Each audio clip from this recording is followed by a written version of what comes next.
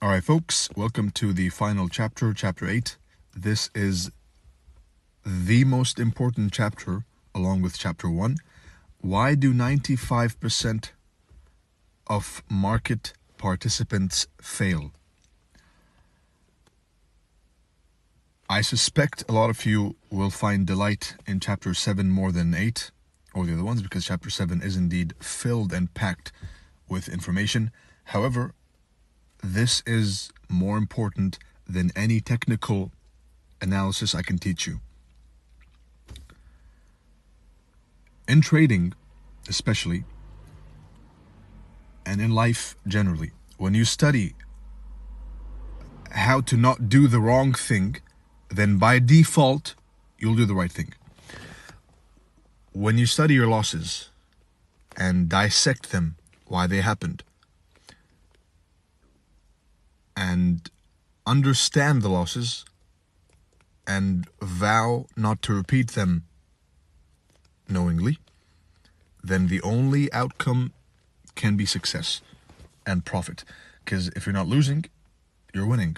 All right, so if you eliminate the loss, then win is the only other destination. It's the only other fate. So we commence now, chapter 8. Why do 95% of market participants fail? The short answer is because they quit when they should be persisting. Where there's a will, there's a way. You heard that one before? It's an old saying. And it's true. Cliches and proverbs are cliches and proverbs for a reason, because they have stood the test of time.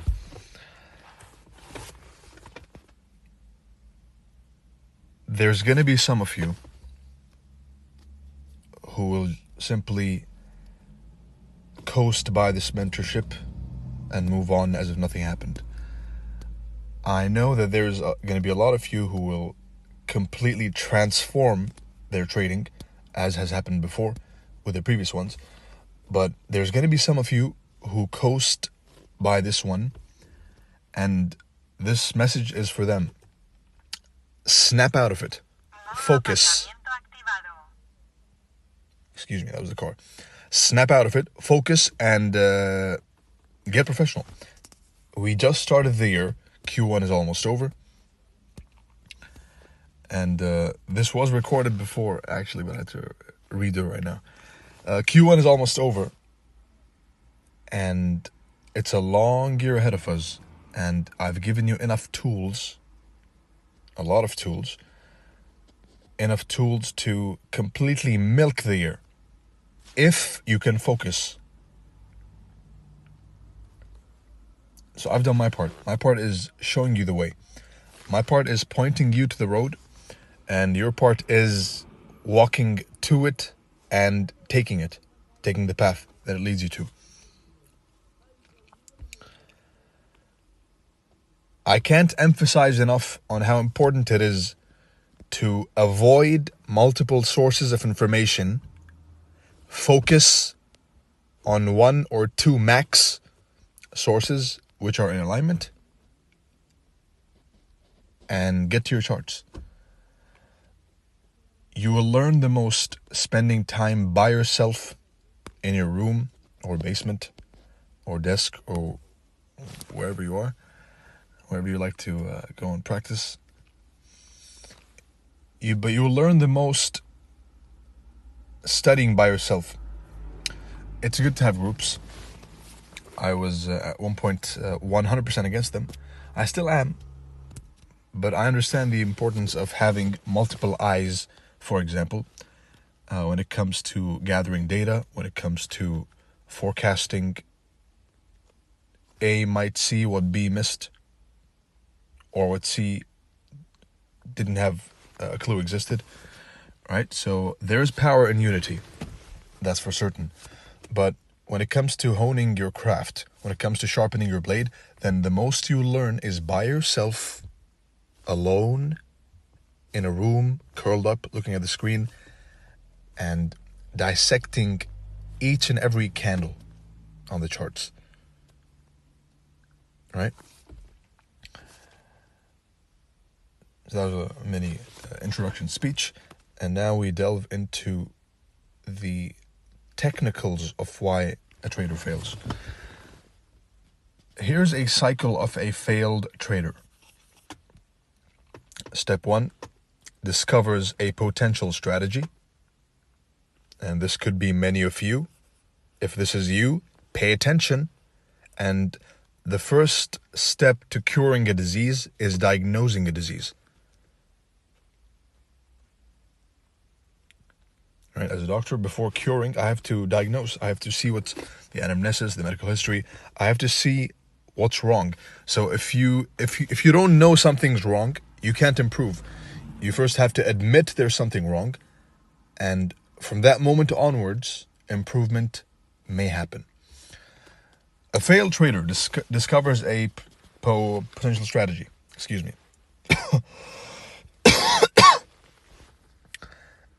He then takes a strategy,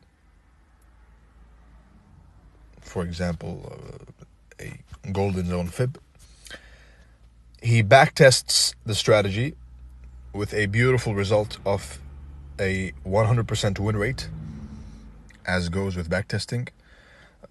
And a little side note, when I see these absolute goofballs on Twitter sharing the data like they did something, my backtesting strategy yielded me 80% win rate over the 3000 R, it's irrelevant. Backtesting is a tool. It's a means to an end. It's not the end goal. All right?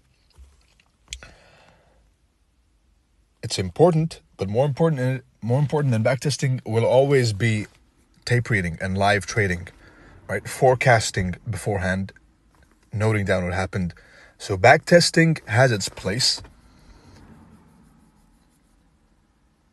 and it has its importance, but don't let it overshadow, as many do, the importance of live market forecasting and tape reading and actually trading live funds, if you so wish.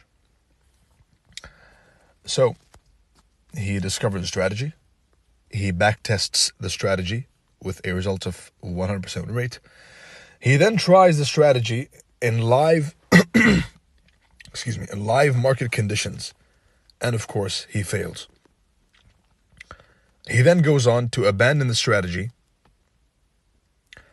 And if it sounds familiar, this is okay. This is okay. This is normal.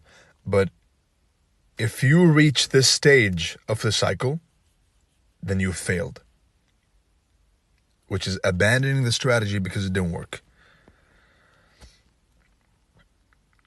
which is what most people do. And you want to have a minority mindset because the minority win, right? So this is what the majority do. Strategy, backtest, try, fail, fuck it, abandon, next. It's a never-ending cycle. And a successful trader cuts the cycle off where he should. A successful trader, this could be you. It could be you right now. I have some killers in this group who joined just to sharpen the blade even more. Right? So if you've succeeded, this is what happened. If you are yet to succeed, then this should be what should happen. You discover a strategy, a turtle soup, which is the only strategy which matters, the market mechanics in the flesh. You backtest the strategy with the results of 100% win rate, of course. You then try it in live market conditions, and this is what differentiates the successful trader from the failed gambler, which is when a successful or to-be successful trader tries in live market conditions and fails, he then questions why. He blames himself, not the mentor, not the strategy. He asks himself, why is this happening? Why did I fail? Why did I mark this gap and it disrespected it? Why did I mark this market structure shift and it just went and stopped me out? Why? What did I do wrong? Because the market is perfect. The system is perfect. The system is perfect. So stop blaming the system. Time and price will always be in alignment with higher time frame order flow. Always. This will never change. The open in a bearish day will always go up for London and break down, and then the shift in London is the trend for New York. That's always going to happen, right?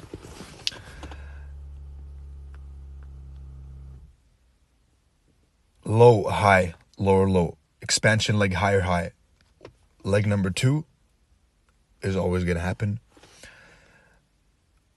What's not going to be so consistent is your emotions, which is normal. You're a human being, after all. You're not an algorithm, right? So understand that first. The first step is understanding that the system is perfect. You are at fault. It's always the operator's error. Same in medicine. You learn the importance of being the operator and realizing that most mistakes that happen in surgeries, for example, they happen from the lack of experience of the operator or the mistake committed by the operator. Operator error is what accounts for the majority of malpractices in the world, in all clinics, in all hospitals, right? So the system is perfect. Stop blaming it, blame yourself. Stop randomly pressing the buttons for the sake of pressing it, which I know all of us have done. Yes, even me, once upon a time. But some of you, you've made it part of the routine, right? If you're a trading routine, wake up, press buttons, go to sleep. Stop it. Organize your personal life because it does infiltrate into your trading. Plan the trades, and thankfully we have an edge. If you're in this group and you've watched the previous chapters, then you have an edge, which is you know that your setups are timed, so you have everything planned beforehand. The only way you can fuck it up now is by not understanding the higher time frame or not getting the correct higher time frame directional bias, and that's one important thing, and lacking chart time. I've given you the sword. I've given you the weapon. I've given you the tool. Now and I've shown you how to use it. If you're going to actually use it, that's up to you. Clean your room. And I don't say this frivolously or as a joke. I say it seriously because the state of your room tells me the state of your mind. If your room's a mess, then you probably have 200 tabs in the background of your phone, right? So clean your room if you have a room. Clean your house. Organize your day. Have some sense of time management. And this drags me back to the previous point of minority mindset. The majority of people don't clean their room and they have unorganized lives and they lack time management skills.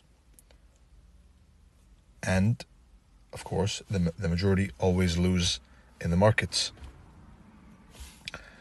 So that is something to take into consideration.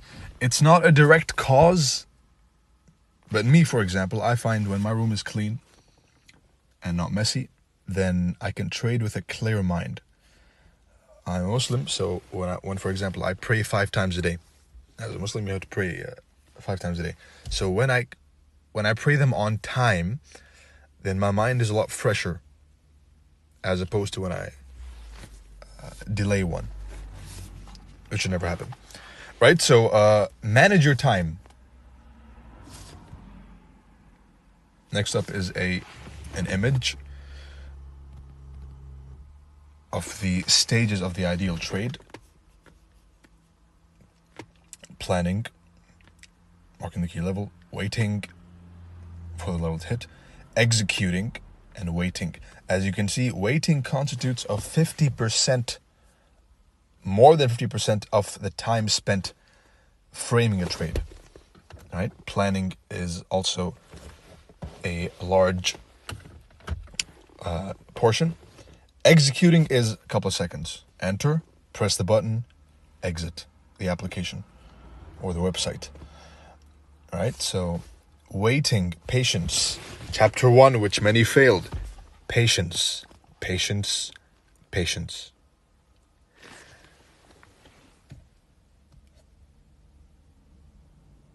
Everything is not as it seems to be at first glance. Never judge a book by its cover. Always think at a deeper level.